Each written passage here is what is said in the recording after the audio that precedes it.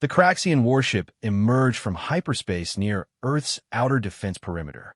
Commander X Theta studied the blue planet through the viewport, his four arms crossed behind his scaled back. Earth looked peaceful, almost fragile, spinning slowly in the darkness of space. "Such a primitive world," muttered his lieutenant, Vexmar. "Our intelligence reports they have barely mastered fusion power. This will be easier than crushing larvae." ZYX Theta nodded slowly. The Galactic Council had deemed humanity too dangerous to exist, not because of their current capabilities, but because of their potential. In just 200 years, humans had gone from riding animals to splitting atoms. Such rapid advancement threatened the established order of the galaxy. "Deploy the infiltration pods," ZYX Theta commanded. "Send our best assassins.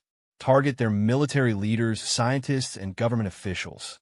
Without leadership, their society will collapse within days."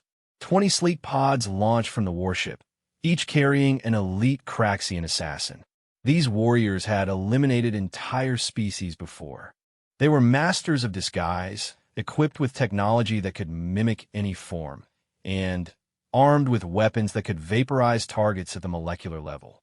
The first pod landed in the Nevada desert, far from any human settlement. Assassin Krelvor emerged, his natural reptilian form shimmering as his biosuit activated. Within seconds, he transformed into a perfect copy of a human male, complete with appropriate clothing and identification documents generated by his suit's quantum computer. Krelvor's target was General Sarah Chun, head of Earth's newly formed planetary defense force. Intelligence indicated she was visiting a classified facility nearby. What the Craxians didn't know was that this facility housed something far more dangerous than nuclear weapons. As Krelvor approached the facility's perimeter, he noticed the unusual security. The guards weren't just armed with conventional weapons. They moved differently, too fluid, too aware. His sensors detected strange energy signatures he couldn't identify. Inside the facility, General Chun stood before a wall of monitors showing the Craxian warship. "They've taken the bait," she said calmly. 20 assassins, just as our intelligence predicted. "Should we activate the Prometheus protocol?" asked Colonel Martinez, her second in command. Chun shook her head. "Not yet. Let them think we're unaware. I want to see what we're dealing with first." Humans had known about alien civilizations for decades, though they'd kept it secret from the general population. When Earth's deep space probes had intercepted Galactic Council transmissions discussing humanity's termination, Earth's leaders had quietly prepared. They developed something the galaxy had never seen before.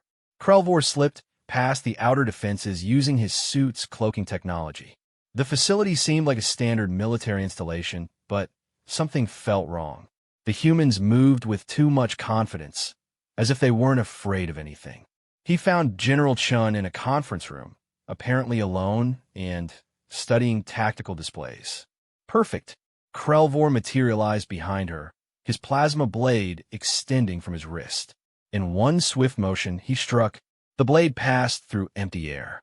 Chen's image flickered and disappeared. A hologram. "Welcome to Earth," said a voice behind him. Krelvor spun around to see a human soldier standing in the doorway. But this was no ordinary soldier. The man stood over 7 feet tall, his body rippling with augmented muscle. His eyes glowed with a faint blue light, and Krelvor's sensors screamed warnings about the energy levels emanating from him. "I am Sergeant Marcus Kane, Prometheus Division," the soldier said calmly. "You made 2 mistakes. First, you assumed we didn't know you were coming. Second, you assumed we were still the same fragile humans your spies reported on." Krelvor fired his plasma weapon, but Kane moved faster than any biological creature should be able to. He dodged the blast and closed the distance in a heartbeat. Krelvor barely had time to raise his blade before Kane's fist connected with his chest, sending him flying through the reinforced wall. As Krelvor struggled to stand, his suit's systems failing, Kane approached slowly. 10 years ago, we discovered ancient technology buried in Antarctica. Not alien technology, human technology from a civilization that existed 50,000 years ago. Our ancestors had faced threats from the stars before, and They left us the tools to defend ourselves. Krelvor transmitted a warning to his fellow assassins, but the signal was blocked. Kane smiled grimly. We've been jamming your communications since you entered the solar system. Your friends are walking into similar traps right now.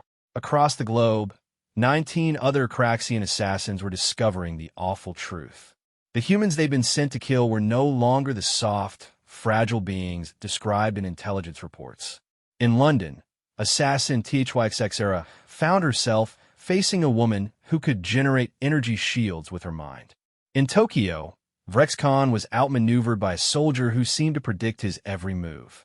In Moscow, Zeftor's advanced weapons were useless against an opponent who could phase through solid matter. The Prometheus Protocol had transformed select humans into something new.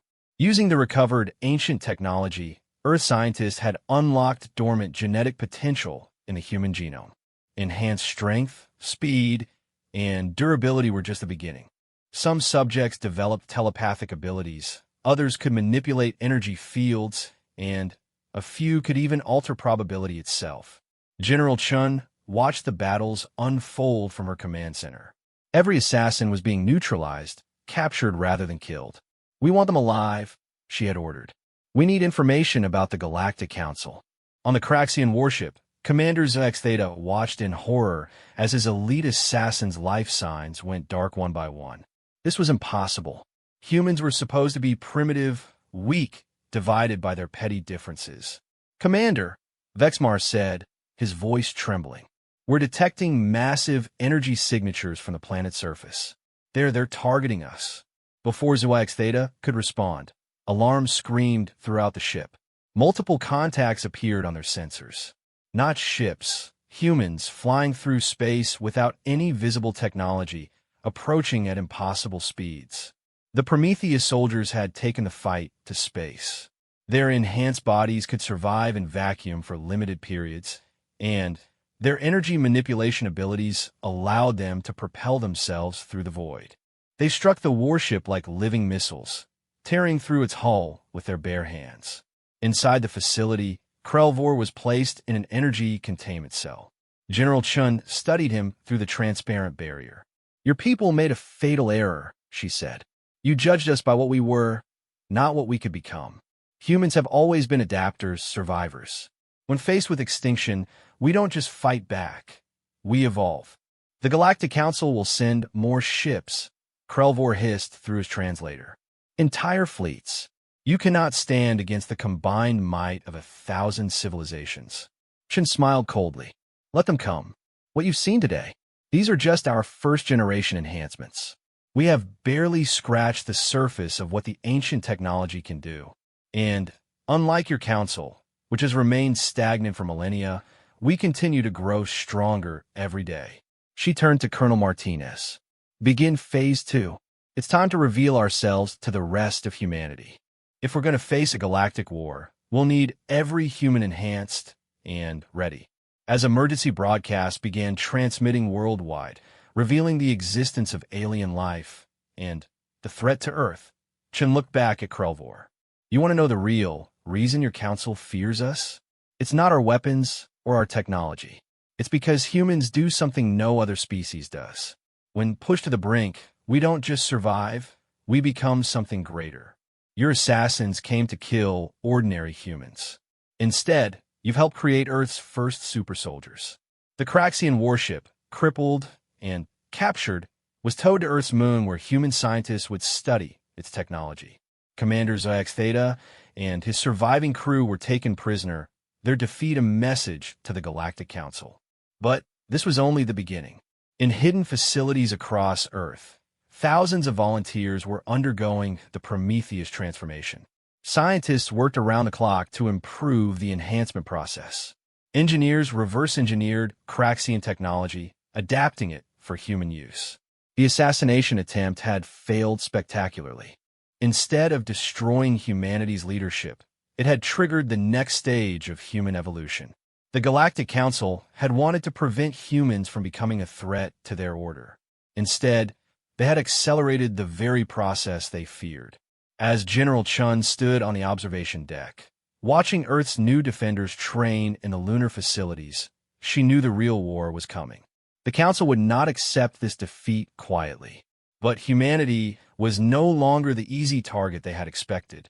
The super soldiers of Earth were ready, and they were eager to show the galaxy what humans were truly capable of when their survival was threatened. The assassins had come to end humanity's story. Instead, they had written its first chapter as a galactic superpower. 6 months had passed since the failed assassination attempt. Earth buzzed with activity as humanity united like never before. The revelation of alien life and the imminent threat had dissolved old rivalries. Nations pooled resources, scientists shared research freely, and millions volunteered for the Prometheus program. In the depths of the Pacific Ocean, a massive underwater city had been constructed in record time. New Atlantis served as humanity's primary enhancement center, where thousands underwent the transformation daily. Dr. Elena Vasquez, Earth's leading geneticist, monitored the latest batch of subjects. Enhancement success rate is now at 97%, she reported to General Chun via hologram. We've identified 12 distinct ability categories manifesting in subjects. Some develop multiple abilities with training. Chun nodded from her lunar command post. Excellent. What about the Craxian prisoners? Have they revealed anything useful? Commander Zyx Theta finally broke yesterday, Vasquez replied. The Galactic Council consists of 47 species. They've maintained control for over 10,000 years by eliminating any civilization that develops too quickly. Apparently, we're the fastest developing species they've ever encountered. How long before they send their fleet? ZYX Theta estimates 1 year, maybe less. The Council is debating whether to glass the entire planet or attempt a conventional invasion. Chen's expression hardened. Then, we need to accelerate our timeline. Begin Project Exodus. Project Exodus was humanity's contingency plan. If Earth fell, enhanced humans would scatter across the galaxy, ensuring species survival. But Chen had no intention of running. Instead, Exodus would serve a different purpose. Lieutenant Michael Torres was among the newest Prometheus soldiers, his transformation completed just weeks ago. His particular gift was probability manipulation. He could subtly influence random events in his favor. As he trained in New Atlantis' combat simulator, he pushed his abilities to their limits. Focus, Torres instructed Master Sergeant Kane, now serving as lead trainer. Don't try to control everything. Guide the chaos, don't force it. Torres concentrated, and suddenly, every simulated enemy shot went slightly wide. Equipment malfunctioned at crucial moments. Environmental hazards triggered exactly when enemies passed by. Within minutes, he cleared a scenario designed for full squads. Better, Kane approved. Report to Briefing Room 7. You've been selected for a special mission. The briefing room held 20 of Earth's most powerful enhanced humans. General Chun appeared via hologram, flanked by tactical displays showing star charts. Ladies and gentlemen, waiting for the Council to attack puts us at a disadvantage. So we're taking the fight to them. U-20 will infiltrate Council space and gather intelligence on their fleet preparations. More importantly, you'll make contact with species oppressed by the Council. Our Craxian prisoners revealed that dozens of civilizations chafe under Council rule. They could be valuable allies. Captain Lisa Park, whose enhancement granted her technopathic abilities, raised her hand. How do we travel there? Even with Craxian technology, it's a 6-month journey. Chin smiled. Dr. Vasquez has made a breakthrough. Show them, Doctor. Vasquez's hologram replaced Chen's.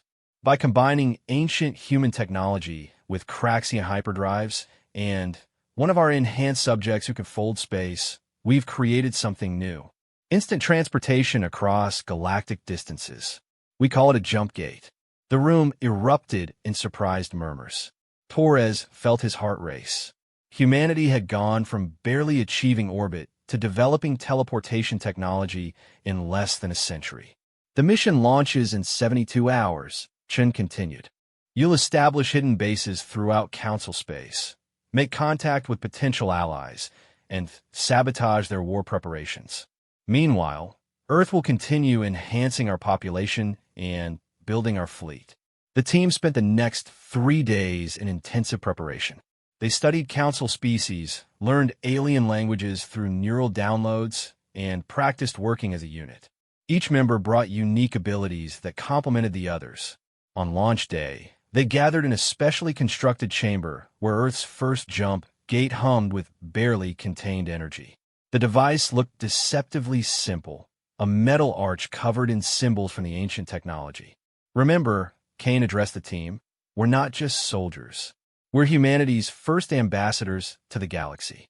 Show them what we're capable of, but also show them we're not the monsters the Council claims we are. Specialist Amy Wong, who could phase through solid matter, stepped forward first. Her body shimmered as she approached the gate. "See you on the other side," she said, then vanished in a flash of light. One by one, the team passed through. Torres was among the last, his probability sensing ability warning him of dangers ahead. He stepped through anyway. The journey was instantaneous but disorienting. One moment Torres stood on Earth, the next on an alien world under a purple sky. The team had materialized in the ruins of an ancient city on Kepler, 442b, a planet the Council had declared off-limits. "Why here?" asked Corporal James Liu, whose enhancement allowed him to generate electromagnetic pulses. Captain Park interfaced with her equipment, her mind directly connecting to the sensors. "I'm detecting technology similar to what we found in Antarctica. This was a human colony thousands of years old." The implications were staggering. Ancient humans had reached the stars before, had built an interstellar civilization. Something had destroyed them, forcing survivors back to Earth where they buried their technology and regressed to primitivism. "The Council," Wong said quietly.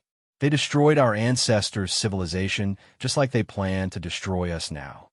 Over the following weeks, the team established their base in the ruins, using ancient defenses that still functioned after millennia. They sent out reconnaissance missions, gathering intelligence on Council operations. What they discovered was both encouraging and terrifying. The Council's military might was vast, with thousands of warships and trillions of soldiers. But their society was stagnant, riddled with corruption and complacency. Many member species resented Council dominance, but feared to rebel. Torres and Wong infiltrated a Vraxian trading post, disguised using stolen biosuits. The Vraxians were a merchant species, forced to give most of their profits to the Council as protection fees. "Humans," a Vraxian merchant whispered when Torres carefully revealed their identity. "The Council says you're savage monsters who'll devour the galaxy." "Do we look like monsters?" Wong asked, allowing her disguise to flicker briefly, showing her human face. The merchant's 6 eyes widened. "You look like the ancient ones, the builders who came before."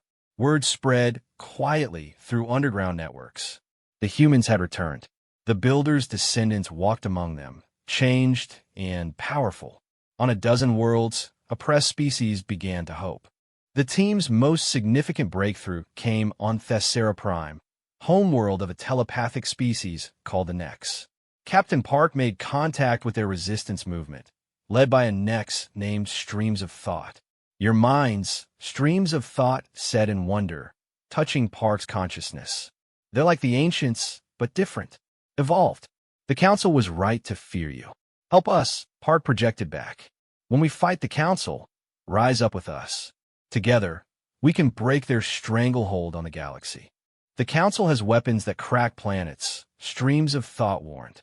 "Ships that can sterilize entire systems. How can your single world stand against that?" Park smiled. "Let me show you something." She shared memories of Earth's transformation, of millions of enhanced humans training for war, of technology advancing at breakneck speed. "We've done more in 6 months than the Council has in centuries. Give us another 6, and we'll be ready." The Nex agreed to help, providing crucial intelligence on Council fleet movements and weapon specifications. Other species followed suit. The Mindari, master engineers suppressed by the Council, secretly sent technical specifications. The Yath, a warrior culture forced into pacifism, began training again in hidden camps. But the team's activities didn't go unnoticed. Council intelligence detected anomalies, whispers of human agents spreading dissent. Admiral Krextor of the combined fleet accelerated war preparations. Find them, he ordered his security forces. These human spies threaten stability. Eliminate them before they can report back to Earth. The hunt was on. Council forces swept through systems, searching for any trace of human presence. The team had to stay mobile, jumping between safe houses, always one step ahead. During a close call on Proxima Station, Torres's probability manipulation saved the entire team. As Council soldiers surrounded their position, every possible escape route blocked, Torres pushed his ability beyond all limits. Reality seemed to hiccup. Suddenly, a power conduit exploded, creating a hole in the wall. A patrol ship's navigation system glitched, crashing into the station at exactly the right spot to provide cover. Environmental systems failed in pursuing soldier sections while working perfectly for the team's escape route. Torres collapsed afterward, blood running from his nose. "Can't do that again soon," he gasped. "But we're alive." They made it back to their primary base, where urgent messages awaited from Earth. General Chin's hologram was grim. Council forces are mobilizing faster than expected. Their advanced fleet will reach Earth in 3 months. Are our allies ready? Captain Park looked at her exhausted team, then at the tactical displays showing dozens of species ready to rebel. "Give the signal, General. When a council attacks Earth, half the galaxy will rise against them. They're expecting to fight one species. They'll face 100. Earth's response was swift. Jump gates activated across human space, not for retreat, but for deployment. Enhanced humans spread throughout the galaxy like seeds, each carrying the promise of revolution. They brought more than weapons. They brought hope, showing oppressed species that the Council could be challenged. On Earth itself, the transformation was nearly complete. 90% of humanity had undergone enhancement. Cities floated in the sky, powered by energy-wielding citizens. The ocean depths housed populations who could breathe water. Mountain ranges had been hollowed out to create massive shipyards where humanity's fleet grew daily. Dr. Vasquez had made another breakthrough. By studying Craxian biosuits and ancient human artifacts, she created adaptive armor that responded to each wearer's unique abilities. A telepath's armor amplified mental powers. An energy manipulator's suit could store and redirect massive forces. The technology adapted and evolved with its user. As Council forces marshaled for their attack, they had no idea how much had changed. Their intelligence still showed Earth as a single planet with a few million enhanced soldiers. They didn't know about the hidden bases throughout their territory, the allied species preparing to rebel, or the true extent of human transformation. Commander X Theta, still imprisoned on Earth's moon, watched the preparations with growing dread. He'd told his captors about the Council's power, hoping to break their spirit. Instead, he'd watched them grow stronger. These weren't the same creatures his people had tried to assassinate. They were something new, something the galaxy had never seen. "Your council made the same mistake every empire makes," General Chun told him during a final visit. They became comfortable with their power, stopped growing, stopped adapting. They sent assassins to kill leaders, not understanding that humanity's strength isn't in individuals, but in our ability to change. You try to stop our evolution. Instead, you triggered a metamorphosis. The first Council warships dropped out of hyperspace at the edge of Earth's solar system, expecting to find a panicked, primitive world. Instead, they found a fortress. Orbital defense platforms that hadn't existed months before opened fire with weapons reverse-engineered and improved from Craxian technology. Human ships, sleek and impossibly fast, swarmed the invaders. But the real surprise came when enhanced humans, wearing their adaptive armor, teleported directly onto Council ships. They moved through corridors like living weapons, their diverse abilities making them nearly unstoppable. Telepods shut down enemy cruise mines. Phase shifters passed through bulkheads to strike critical systems. Energy manipulators turned the ship's own power sources against them. The advanced fleet's defeat sent shockwaves through Council space. But it was too late to stop what had been set in motion. On 100 worlds, allied species rose in rebellion. Jump gates opened, disgorging human advisors and weapons. The Council's iron grip on the galaxy began to crack. Admiral Krextor received reports with growing horror. This wasn't just a war against Earth anymore. It was a galactic revolution, and the humans were its catalyst. The assassins sent to eliminate humanity's potential had instead unleashed it upon the stars. The real fleet was still coming, massive beyond imagination. But Earth was ready. More importantly, Earth was no longer alone. The second phase of humanity's evolution had begun, from a single world's defenders to liberators of the galaxy. The Council had created their own worst enemy, and now they would face the consequences of underestimating humanity's greatest strength, the ability to transform adversity into advancement. The Council's main fleet was a sight that would have broken the spirit of any ordinary species. 5,000 warships, each the size of a city, emerged from hyperspace in perfect formation. Planet-killer weapons charged their primary arrays. Billions of drone fighters swarmed like metallic locusts. Admiral Krextor stood on the bridge of his flagship, the inevitability, confident that no single world could withstand such might. He was about to learn why humans had survived every extinction event in their planet's history. Admiral, his tactical officer reported, we're detecting massive gravitational anomalies throughout the system. They're not natural. Before Krextor could respond, space itself seemed to tear open. Hundreds of jump gates materialized around the Council fleet. But instead of ships emerging, entire asteroids came through, accelerated to near-light speed. Enhanced humans with gravity manipulation abilities had turned the solar system's asteroid belt into kinetic weapons. The Council fleet's shields held against the first wave, but the attacks kept coming. Each asteroid had been precisely aimed by humans who could calculate trajectories in their heads faster than any computer. The constant bombardment forced the fleet to divert power from weapons to defense. Return fire. Destroy those gates. Krextor commanded. But the jump gates vanished as quickly as they'd appeared, only to rematerialize in different positions. Earth's defenders weren't fighting a conventional battle. They were using guerrilla tactics on a stellar scale. On Earth, General Chun coordinated the defense from her command center. Around her, enhanced humans with tactical precognition abilities predicted enemy movements seconds before they happened. Others with technopathic gifts interfaced directly with defense systems, responding faster than any traditional crew could manage. Phase 2, Chun ordered. Release the swarm. From hidden bases on Earth's moon, millions of microscopic drones launched. Each was barely larger than a grain of sand, but they were controlled by humans with hive mind abilities. The swarm moved as one organism, infiltrating Council ships through the smallest gaps in their shields. Once inside, the nanodrones didn't attack systems directly. Instead, they released a special payload, retroviruses designed by Earth's enhanced biologists. The viruses didn't harm the crews, but temporarily severed their connection to their ship's neural interfaces. Suddenly, thousands of Council vessels found themselves flying blind. Lieutenant Torres led a strike team through a jump gate directly onto the Inevitability's bridge. His probability manipulation had identified this exact moment as their best chance.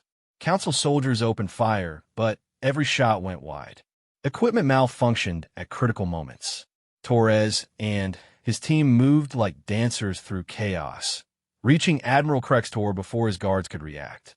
Surrender, Torres said, his weapon trained on the Admiral. This doesn't have to be a slaughter. Krextor laughed bitterly. You think you've won? This fleet is nothing. The Council has reserves that dwarf what you see here. We've ruled for 10 millennia. And that's exactly why you'll lose, said Captain Park, materializing beside Torres. You've been doing the same thing for 10,000 years. We've been evolving for 6 months. Watch what happens when stagnation meets innovation. She placed her hand on a console, her technopathic abilities diving deep into the flagship systems. Within seconds, she had control. But instead of turning the weapons on other Council ships, she did something unexpected. She opened a communication channel to every ship in the fleet. Soldiers of the Council, her voice echoed across thousands of bridges. Look at your tactical displays. See what's happening across the galaxy. Holographic images appeared, showing the rebellion in full swing. On Thessera Prime, Next telepods had seized control centers without firing a shot. The Mindari had activated hidden war machines built in secret over decades.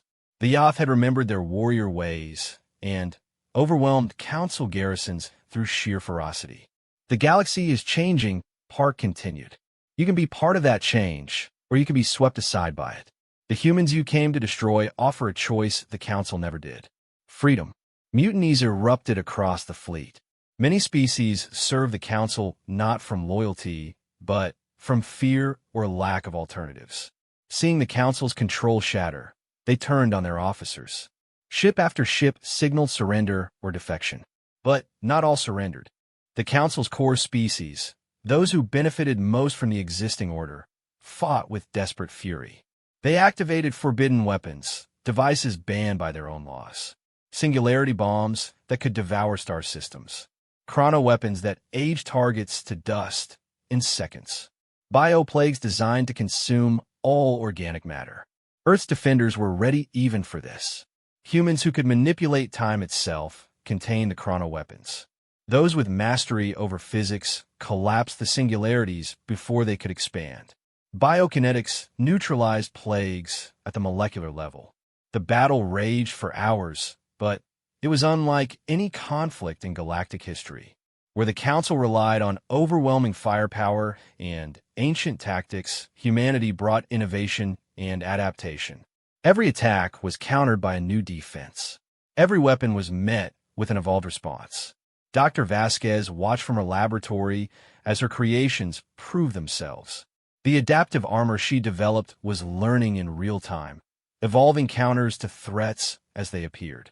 Soldiers who fell got back up, their armor having analyzed what killed them and developed immunity. Evolution in action, she murmured. Darwin would be proud. The turning point came when Earth revealed its ultimate creation. Deep beneath the Pacific, humanity had built something unprecedented, a consciousness amplifier that could link every enhanced human on the planet into a single, unified mind.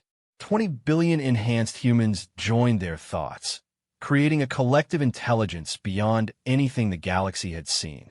For a few crucial minutes, humanity became one organism with 20 billion bodies. The combined consciousness reached out through jump gates, touching every human operative across the galaxy. The effect was immediate and devastating. Human forces moved in perfect synchronization across thousands of light years. Attacks were coordinated with precision that made the Council's rigid command structure look archaic. Strategies adapted in real time to counter every enemy move. But more than tactical advantage, the link showed the galaxy something profound. The Council ruled through fear, keeping species separated and suspicious of each other. Humanity offered connection, understanding, unity while maintaining individuality. The psychic echo of 20 billion minds working as one rippled across space, touching every telepathic species. Beautiful, whispered streams of thought from Thessera Prime. This is what we could become. Not ruled, but united.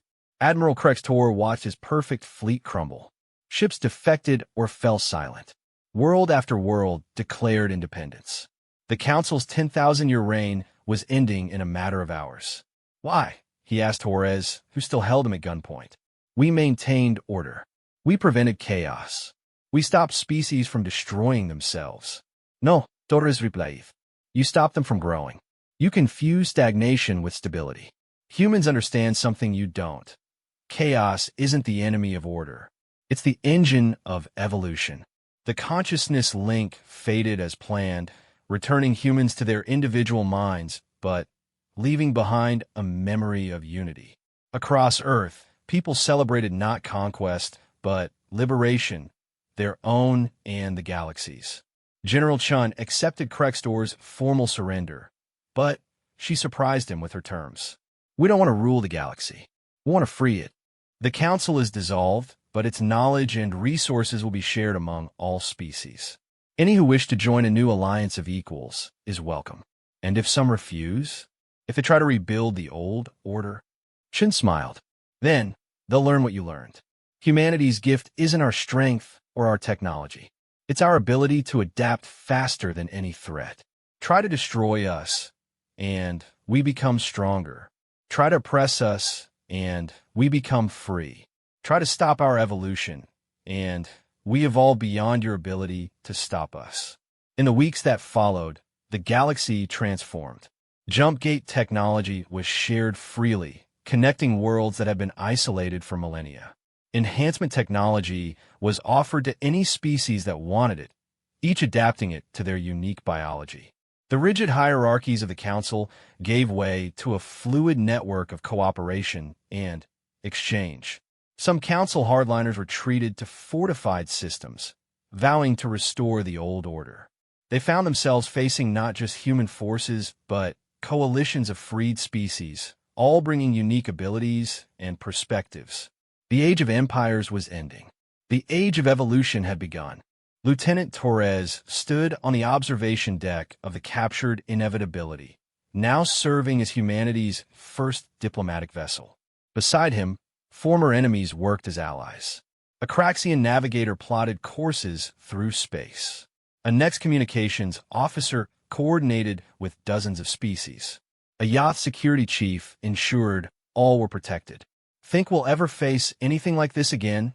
Asked Specialist Wong, phasing through the wall to join him.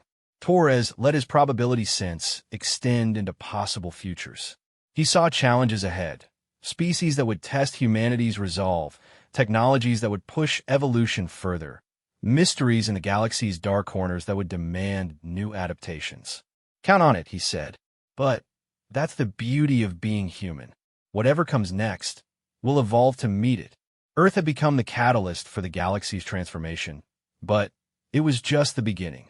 Ancient human ruins on a dozen worlds hinted at a greater history, a cycle of rise and fall that had repeated across eons. But this time was different. This time, humanity hadn't just survived. They'd brought others up with them. Dr. Vasquez published her research freely, showing how enhancement technology could be adapted for any biology. The Mindari improved it with their engineering genius. The next added telepathic networks that span star systems. Each species contributed their strengths, creating something greater than the sum of its parts. The assassins who had come to kill humanity's leaders had succeeded in destroying something. The old humanity, limited and divided. In its place rose something new, a species that turned every challenge into an opportunity for growth. The Council's greatest fear had been realized, but not in the way they expected. Humanity hadn't conquered the galaxy. They'd liberated it. On Earth, General Chun retired from military service, her job complete. In her final address, she spoke to both humanity and their new allies. We were tested and found worthy, not because we were stronger or smarter, but because we adapted. The assassins came to end our story. Instead, they helped us write a new chapter for everyone. This is humanity's gift to the galaxy.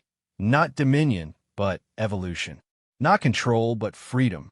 Not stagnation, but eternal growth. Monuments rose on liberated worlds, not to humanity's victory, but to the moment when the galaxy chose change over comfort, growth over safety, freedom over security.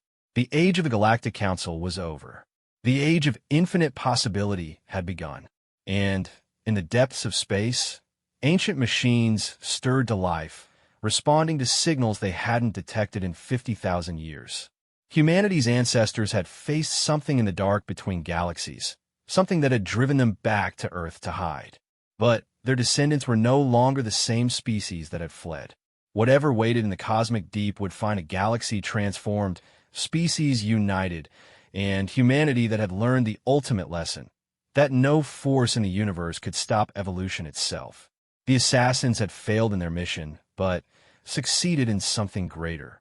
They had awakened not just humanity's defenders, but the guardians of all life's potential to grow beyond any limitation. The stars beckoned with new challenges and mysteries. Humanity and their allies faced them together, forever changing, forever growing, forever proving that life finds a way not just to survive, but to transcend. The assassination attempt that was meant to end humanity's rise had instead become the catalyst for the galaxy's greatest transformation.